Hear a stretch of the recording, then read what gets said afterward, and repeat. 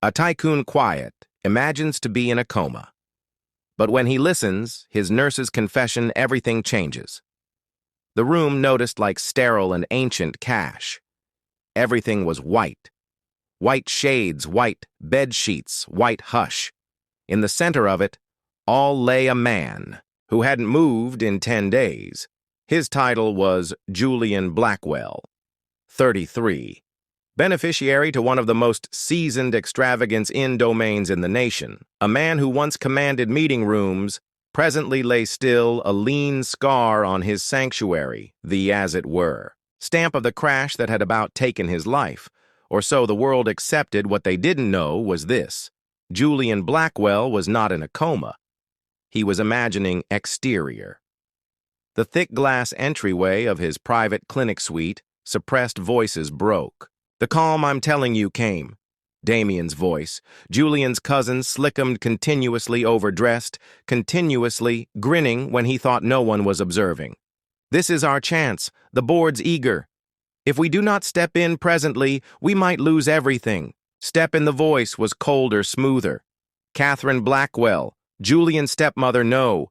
Damien, we do not step in. We take control. He's helpless. His resources are helpless. The board won't hold up until the end of time, and not one or the other ought to, we. Damien delayed. But the legal counselor, Julian's bequest lawyer, still demands that lawyer won't be an issue for long. Catherine hindered. He's faithful. Yes, but disconnected. We keep pushing the story. Julian may never wake up, and if we keep the nurture compliant, this will be over inside weeks interior. The room. Julian's heart beat underneath the surface of his unmoving body. So it was genuine. He had suspected the crash wasn't a mischance. A last-minute trip to the Hamptons had finished with a destroyed protect rail, a flipped car, and a determination of non-traumatic coma. But Julian had recaptured awareness inside 2 days and chosen not to talk. Not, however, he required time. He required to know who had sold out him, and presently, at slightest, incompletely, he did. The entryway opened with a delicate murmur. Strides slower this time. Distinctive, Julian knew that beat as of now. Tender, cautious, measured Nora. Great morning, Mr. Blackwell. Her voice was delicate but clear. No untrue sweetness. It's fair, me! She moved around the bed with calm proficiency, checking his vitals, altering his cover, brushing his hair back marginally with a practiced hand. There was no feel sorry for in her touch, as it were polished skill and something else, something. Julian couldn't title, however. He had observed her through the opening of scarcely opened eyes, when she wasn't looking, the way she examined out loud at night, the way she murmured to herself when she changed his IV. She treated him like a human, being not a misplaced cause. And she never said anything unfeeling. Not like Catherine. Not like Damien. Your levels see steady nowadays. Nora said unobtrusively, writing something into the chart. That's great. She sat next to him, moaning delicately. I do not know if you can listen me. She included her voice lower, presently nearly conspiratorial. But I think you can fare a feeling. Julian felt warm rise in his chest. Was she around to say something? He tuned in carefully. Heart still. I took this work since I required the cash. That's not a wrongdoing.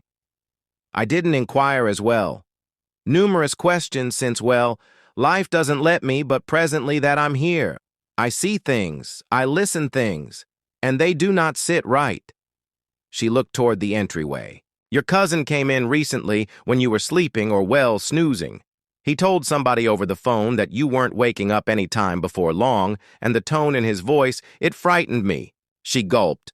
I do not know what kind of family you have, Mr. Blackwell, but I think they need you gone. Julian's fingers jerked fair a fraction. Nora didn't take note.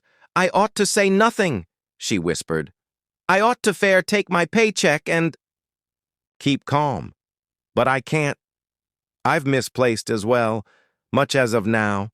I got to be a nurture to offer assistance individuals, and whether you're tuning in or not, I won't be portion of something that lets somebody blur absent fair, since they're badly arranged. She stood gradually. I'm going to begin keeping 2 logs. She mumbled one for them, and one that's fair. Julian felt something blend in his chest that hadn't moved in a long time. Here's to making Nora balance the IV one final time at that point. Put a book on the table adjacent to him this evening. I'm going to peruse to you something genuine, something human. She strolled out without another word. The entryway clicked closed, and in the stillness, Julian Blackwell flickered once moderate. Controlled, he would hold up. But not for long. The evenings were when the quiet felt loudest, after the final circular of checks and the cleaning staff cleared out. Nora would dim the lights and sit by Julian's bedside, the as-it-were sounds the delicate, beep of machines and the wind brushing the tall windows of the private recuperation wing. It had been 2 weeks since she took the task, 2 weeks of observing Julian Blackwell, once a title she had as it were seen in magazines and features lie still, like a statue carved from pain. But something was off, profoundly off. She'd taken note. It to begin with the medicines on her moment week. She checked the chart and delayed the sedative measurement hadn't changed in spite of no signs of disturbance, seizures, or injury in reality. It hadn't been looked into at all at that point. Came the sustenance logs. The doctor's visits were progressively uncommon.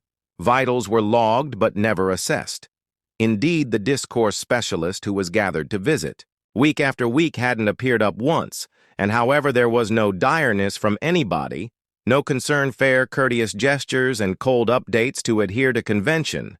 She had worked in sufficient care offices to know the calm signs of carelessness, but this felt like something else, something purposefulness. That evening, she brought in her claimed duplicate of The Small Sovereign, a book her mother utilized to examine when evenings at domestic felt as well dull. She flipped through the pages. As she talked to Julian, "You likely abhor this book," she said delicately, putting it on the table. "I cruel, you're a businessman, viable lodgings contracts, numbers, but I continuously like this one. It's around somebody who gets misplaced, and at that point finds meaning in the easiest things." She come to for his wrist, checking his beat once more, still consistent, still solid. "You know," she included, looking at the IV pack. "I inquired Dr. Langston recently around your narcotic dosage. He brushed me off, said it was per family, ask, no alteration, no decrease, arrange, fair status quo." Her voice turned sharp with dissatisfaction. "I got to be a nurture, to offer assistance. Individuals. Get superior, not remain stuck." She stood, strolled to the window and squeezed a hand to the glass. "I do not know who you truly are, Julian, but I'm beginning to accept.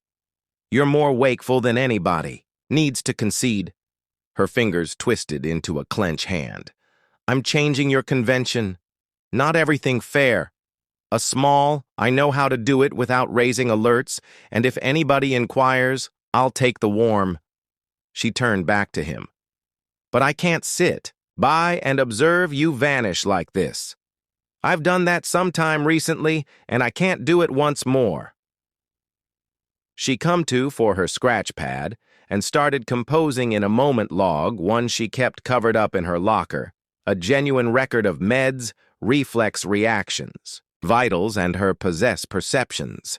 She didn't take note that Julian's eyes moved somewhat underneath their covers. At midnight, she returned with a thermos of chamomile tea and a cover hung over her shoulders. "I ought to go home," she whispered, "but I can't rest besides." She sat adjacent to him once more, pulled out the book and opened to the to begin with chapter, and at that point, after a minute of stillness, she closed it in step. She talked not to fill the discuss, but to purge her heart. "I wasn't assumed to be your nurture, you know." She said I was filling in for somebody else. Crisis call, the unique nurture supported out. Final diminutive. I didn't inquire why her voice split. I thought it was destiny at long last, and task that paid sufficient to offer assistance. Me pay off? School credits get my permit back, but presently she inclined forward, elbows on her knees. I listened. Catherine say something in the passage. She thought I was on break. She said, "We fair require to keep him calmed until things are finalized." Damien. gestured like it was nothing. Nora stopped, her hands trembled. I came here to offer assistance, but presently I'm anxious. I was enlisted to offer assistance. Somebody kick the bucket.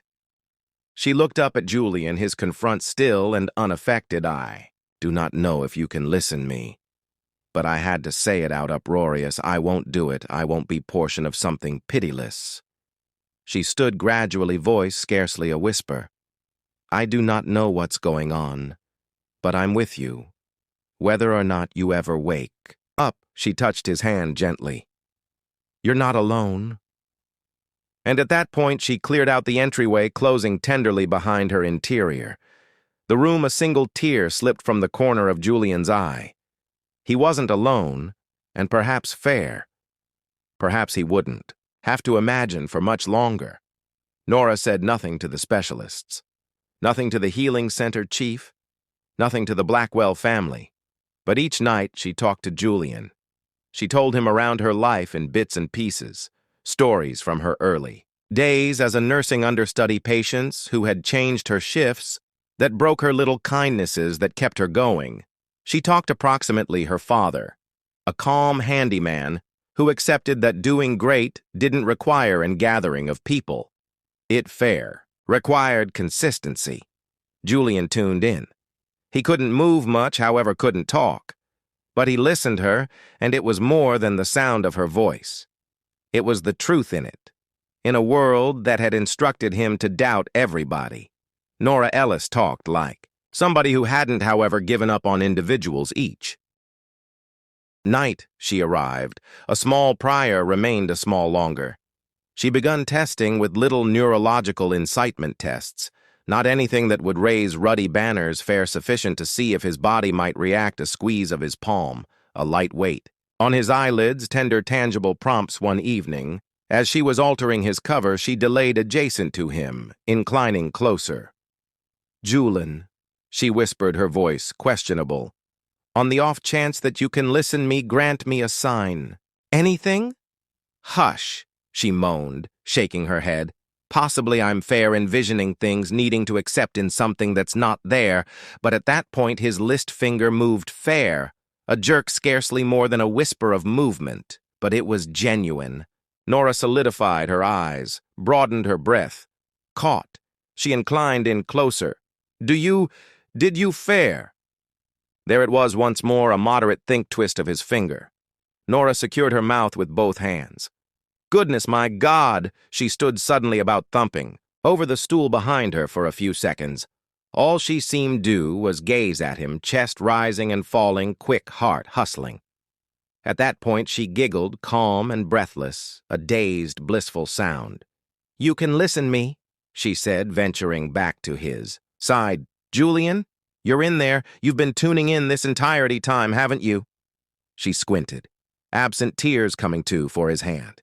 A firm, gracious, we're going to do this gradually, all right. One finger for yes, nothing for no.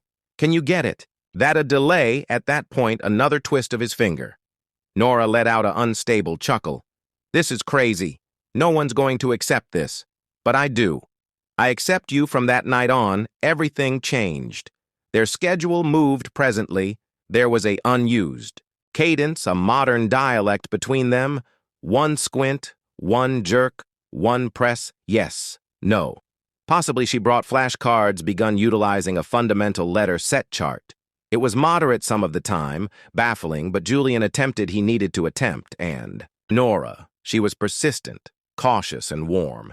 She grinned each time he reacted. She never surged him. She never treated his restrictions like burdens. The association between them extended. Julian learned her favorite tunes, her favorite flavor of coffee, how she utilized to observe individuals come and go at the inn. Her mother cleaned when she was small. Envisioning the kind of lives they lived, Nora in turn learned things almost him. He had never told anybody, not with words. Fair, with looks, responses, questions she would inquire, and the way he would jerk once for yes remained still for no. You never needed this life, did you? She inquired one night, eyes filtering his chart, whereas her fingers tenderly smoothed the edge of his sleeve. His finger. Twisted, yes, you fair needed peace, not control. Another yes. She sat down next to him. I think I get it. I never needed to be a nurture fair to pay the bills. I needed to offer assistance. But someplace along the way, I begun surviving in step of living. Julian moved his hand marginally. Attempting to reach hers, she took it without faltering. I won't let them do this to you, she said. I do not care what they need. You're coming back, we're going to get you back. In that minute, for the to begin with time in a long time, Julian Blackwell didn't feel like a title on a contract or a line in a will. He felt human, since somebody had chosen to accept in him indeed when he couldn't talk. And presently with her, offer assistance. He was prepared to battle back in the days that, taken after a calm current of criticalness, ran underneath each minute Nora and Julian shared. By day, Nora played the submissive nurture-logging schedule notes, altering the IV with unfaltering hands, gesturing courteously to Catherine's condescending comments and Damien's fake concern. But at night, she and Julian got to be something else, not fair understanding and nurture, but accomplices, co-conspirators, survivors. She had memorized his signals, one jerk for yes, a finger tap for no, a blackout breath, alter when something frightened him. They were getting great at this one evening. As she needed his cleared-out hand to invigorate muscle tone, she whispered, I know. You need to uncover them, but we require confirmation, genuine verification, and we require to be cautious.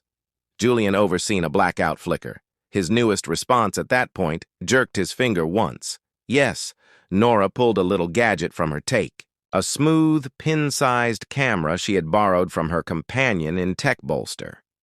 It wasn't Healing Center standard issue, but it was watchful, tall determination and had spared more than one whistleblower in the past. I'll put it in the pharmaceutical cabinet, she said delicately.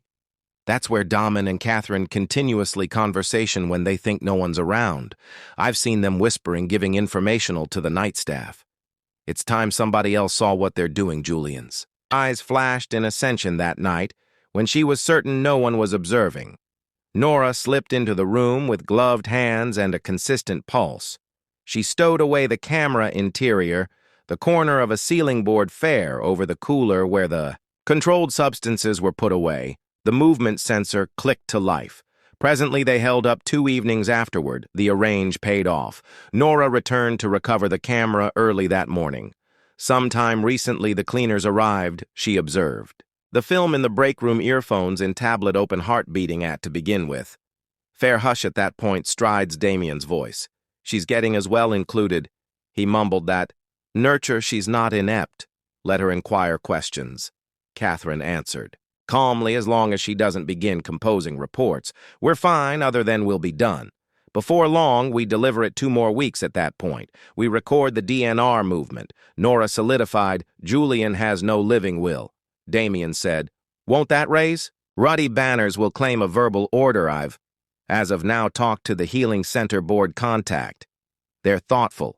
They need the mess gone. And the attorney, I'm working on it. He'll be cut out of the another assembly. At that point came the words that chilled Nora's blood. All that's cleared out is to keep him calmed, Catherine said, and I need that nurture out of here once the paperwork's prepared. She's seen as well much. Nora sat in hush hands, trembling. As the video wrapped up, she spared the record 3 times, once to her USB, once to an scrambled cloud server, and once on her bolted phone. At that point, with Julian's offer assistance, she drafted a message to send it. Who do we believe? She inquired that night, sitting by his bed with her portable workstation. Julian squinted once at that point. Once more, Nora faltered. 2 flickers? She opened her notepad, flipping to a list of names. He had carefully made a difference. Her frame, letter by letter, at the beat, Avery Blake. Julian's longtime individual lawyer, steadfast, cautious. Bolted out by the family after Julian's mishap. I'll send it to him, she said. We'll know what to do that night. She transferred the video with a brief message. Mr. Blake, I accept you are the, as it were, individual who ever genuinely stood by Julian Blackwell. He is lively, and what's happening here is a wrongdoing this film demonstrates. It would be ideal if you offer assistance, us Nora Ellis. She hit send at that point. She held Julian's hand and whispered, "They won't win." He moved his fingers in hers, fair. Somewhat it was sufficient. In the early hours of the morning, her phone buzzed a message from Avery Blake, subject, "Re-G Blackwell gotten, I'm on my way. Do not talk to anybody else. Keep him secure. We're not alone." In this any longer, Nora turned to Julian, still sleeping but no longer alone. The amusement had changed presently. It was time to fight back. Julian opened his eyes on a Tuesday morning. It was unpretentious to begin with, fair a bit of hazel between his lashes. Nora had been altering his oxygen screen when she taken note the vacillate. Her breath caught Julian. His eyes squinted once at that point once more. Completely, he was alert for the to begin with time. In weeks, his look found hers, and something interior. Her chest fixed. He wasn't fair, reacting with fingers or breath. Presently, he was looking at her, and it was like being seen. For the to begin with time, tears welled in her eyes. Sometime recently, she may halt them. "Howdy," she whispered. "You're truly back." He attempted to talk, but his throat was dry, unused. She shook her head tenderly, set a finger to her lips. "Do not surge, we'll take it moderate. You're secure." She made a difference. Him sit up, propped by pads. It was a fragile handle, but they had arranged for this minute muscle memory reflex checks. Incremental mending what they hadn't arranged for was the calm between them. Presently, not the hush of fear, but something sacrosanct. Afterward that evening, she came back after her move carrying a thermos of tea and a little notepad. "Thought we might conversation," she said, genuine words this time. Julian grinned faintly. His voice was harsh broken, but he overseen one syllable. "Tea," she snickered, passing him the container. They talked in brief bursts over the following hour, him for the most part tuning in, gesturing, resting. But his eyes never cleared out hers. She told him almost the emails with Avery Blake, how he was coming with a legitimate group, how everything was set in movement. "You'll have control of your bequest once more," she said. "And equity, you fair have to hold on a small longer." Julian didn't reply quickly at that point. Delicately, he scratched, "You held on for me." She gestured all of a sudden, incapable to meet his look. A beat passed the room, diminished around them. Julian's hand come to gradually for hers. "You spared me," he whispered. Nora breathed out strongly, feeling surging forward like a tide. "I didn't know what I was doing to begin with," she confessed. "I fair knew I couldn't be portion of something unfeeling, but the more I sat here with you, the more I studied, the more I talked." She looked down. "I begun to care almost the man you are, not the cash, not the title fair." "You," Julian's eyes mellowed Nora. She shook her head, squinting. "Quick. I know it's not proficient, I know I'm not assumed to say this, but I think I'm falling for you, and I abhor that it's at the most exceedingly bad conceivable time." Her voice broken. "You've been through hell, you do not require somebody like me complicating things." Julian's grasp on her hand fixed ever so somewhat. "You're the, as it were, thing that's made any of this make sense." Nora's breath caught. He grinned, frail but genuine. "You didn't complicate anything, you brought me back?" She wiped at her eyes with the sleeve of her cardigan, giggling delicately through the tears. "This is crazy," she said. "I'm crying over my persistent." "I'm not your quiet," he whispered. "Not any longer." Hush fell between them once more, but it was warm presently, like a held breath between two individuals who knew something had changed exterior. The wind mixed the trees, and the city murmured. Past the healing center divider's interior, Julian and Nora sat hand in hand, not however significant others, not very recuperated but no longer perplexed to feel the war wasn't over, but they had each other presently, and that was the begin of something. Not one or the other of them seemed tidal, but not one or the other needed to let go. The sun rose over the city like a noiseless guarantee interior. Julian's penthouse suite at the private healing center, Nora made a difference him into a custom-made gray suit to begin with genuine dress he had worn in weeks. He was still frail, moving gradually, but his eyes were more honed than they had ever been. You beyond any doubt. Almost this? Nora inquired as she buttoned the sleeves of his shirt. Julian gestured. I won't stow away any longer. Avery Blake arrived absolutely at 9 a.m. With 2 colleagues and a rolling briefcase full of fixed reports. The press conference is set for 10. The hospital's meeting room is secure. Damien and Catherine will be there. Julian inclined back. In his chair, fingers bound in front of him. At that point, let's provide them a peer. The meeting room was full healing center, administrators, family individuals, a few well-dressed columnists who had been guaranteed an elite on the destiny of the Blackwell realm. Catherine stood at the head of the room, a vision of composed certainty in a cream jacket. Damien Fair behind her, his grin scarcely covered up. Thank you all for coming, she started easily. As you know, our family has confronted an unspeakable hardship with Julian's appalling condition. Nowadays, we'd like to examine the exchange of brief official control.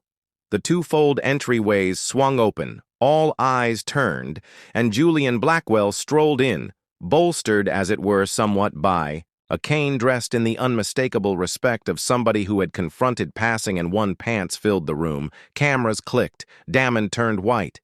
Catherine solidified. Julian didn't say a word until he come to the center of the room at that point. He laid one hand level on the table and looked straightforwardly at his stepmother. I see you begun without me, You're alert. Catherine stammered. This is how Julian raised a hand. Spare it. He turned to the columnists. I've been cognizant for a few weeks presently. I was in a coma.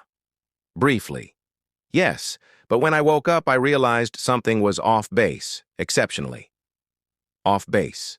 Avery ventured forward, opened the briefcase, and pulled out a little tablet. Julian gestured to Nora, who stood unobtrusively, at the back of the room unnoticed, until presently he met her eyes for a part moment sufficient to ground him. At that point, he squeezed play, the room filled with the voices of Damien and Catherine. We fair require to keep him calmed. He won't be a issue much longer. We record the DNR once she's out of the picture. Wheezes murmurs, one official stood another, sat down with a hand over his mouth. Damien attempted to talk. That's taken out of setting. Julian's voice cut through like a edge. You attempted to delete me, and you nearly succeeded if it hadn't been for one individual. He turned to Nora. I wouldn't be here. Nora solidified as the room turned toward her. Julian proceeded, whereas everybody else was arranging their following. Move! She remained. She cared. She spared me. Catherine limited her eyes. You fell for the nurture. Julian looked at her coldly. No, I chose her fair, like she chose not to be complicit in your wrongdoing. The board individuals started mumbling among themselves. Avery took over, declaring pending charges, formal examinations, and the reestablishment of Julian's full specialist. Catherine and Damien cleared out the room in quiet, their bequest disintegrating behind them. Exterior, the meeting room absent from the chaos. Julian inclined against the divider, breathing intensely. Nora surged to his side. You did it, she whispered. We did it, he rectified. She delayed, looking around. Everybody saw, everybody knows, presently. He come to for her hand. Great, he said discreetly, since I need the world to know who spared me and who I need to be adjacent to me from presently on. She looked at him, eyes full Julian, but there were no more words required, not presently, since the truth was out and they were at long last free to live it. Nora didn't remain for the commendation. She slipped absent the minute the meeting room. Ejected in whispers and camera flashes, ducking through a side entryway and out into the cold evening. Discuss, her hands shook as she squeezed the lift button test tight with something more complicated than fear. Julian had survived. He had won, and, however, why did she feel like she was the one running absent? She pressed her things discreetly in the nurse's locker room that night, her thermos, the book she utilized to examine out loud, and most imperatively the small leather-bound notepad, where she had kept each whispered perception, each address, each confession she had ever talked when she thought Julian was sleeping. She knew her time here was over. She couldn't remain. Not when the whole world had observed him. Title her, not when. Features were as of now turning her into a advanced Florence songbird, or a gold-burrowing outrage. She wasn't either. She was fair-tired and in a door and uncertain of what to do with both. She was locking the entryway when she listened. The lift, ding behind her Nora. She turned. Julian stood there, no cane this time. A small steadier on his feet, a winter coat over his suit. His eyes were tired but bolted on hers. She breathed in strongly. "You shouldn't be strolling around alone." "I'm not," he said. "I came to discover you." She looked down. "I was fair taking off." "I know." He ventured closer. "That's why I had to come presently." He come to into his coat and pulled out the scratch pad she solidified. "You cleared out this," he said. "You didn't think I'd let it go on? Ruddy, did you?" Nora's cheeks flushed. That wasn't implied for anybody. He wrapped up tenderly. "I know he opened it to a page, closed the center. I examined this portion 5 times. He said, 'The night.' You said you were falling for me, and you despised it, since you were frightened, since you thought I'd see you in an unexpected way." He closed the scratch pad and looked up. "I do not." She gazed at him. "I didn't drop for the nurture." He said, "I fell for the individual who sat close to me when I was more phantom than man, the individual who chose to accept I was worth sparing." Indeed, when she thought no one would ever know, her eyes brimmed. "Julian," he ventured forward, voice moo and certain. "I've had a lifetime of individuals adoring me for my title, my cash, my control. You were to begin with one, to adore me without any of that." She shook her head. "I didn't cruel to." "I know," he hindered, "but I did hush. Delicate. Delicate at that point." Softly, he inquired, "Will you come back with me?" "Not to the healing center, not as a nurture fair as yourself." She let out a breath she hadn't realized she was holding. "And if I say yes, I'll spend the rest of my life demonstrating that you made the right choice." Her lips trembled. "Affirm," she whispered. At that point, Julian did something he hadn't done since some time recently, the crash. He grinned, and Nora ventured forward into his arms, into the still-beating truth of what they had built day by day, word by word, one pulse at a time, since a few adore stories do not start with firecrackers. A few start in quiet and develop louder. When we at last select to tune in 1 year afterward, the Blackwell title implied something distinctive. The outrage had been national news for months. Julian had chosen to remain, for the most part, calm after. The open disclosure, letting the proof and the law talk for itself, the video, the fashioned records, and the witness declaration were sufficient. Catherine Blackwell, once the balanced and perfect authority of the domain, presently sat behind bars, in a government women's jail in upstate unused York.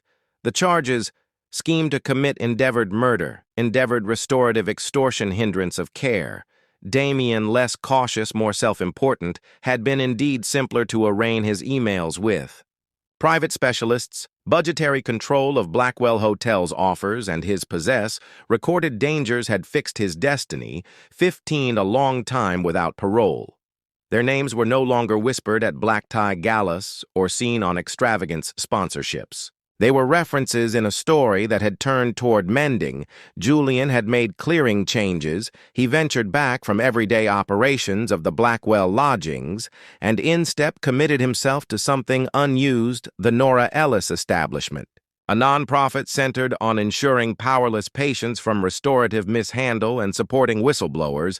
In the well-being care framework Nora had stood up to the title at, to begin with, humiliated and modest. But Julian demanded, "You gave me back my life," he told her. Presently, we made a difference provide others theirs. They opened there to begin with pilot program in the exceptionally clinic where Julian had been kept. The incongruity wasn't misplaced on either of them, but the building felt diverse. Presently, hotter, brighter, not fair sense of the daylight that spilled through the recently revealed windows, but sense of what they had built interior. The leave withdraw was Nora's thought. It wasn't a spa or a resort. Fair, a calm house tucked into the canyons of modern Mexico, distant from the city, distant from bequest, distant from meeting rooms and disloyalty. They went there. Each few months, no cell phones, no press fare. Nora, Julian, and peace one evening as the sun liquefied into the skyline and the sky burned gold. They climbed up a contract path behind the house. Nora chuckled as Julian imagined to be out of breath. "You claim lodgings in 5 nations," she prodded, "and you're winded after 15 minutes of strolling." "I nearly kicked the bucket," he smiled.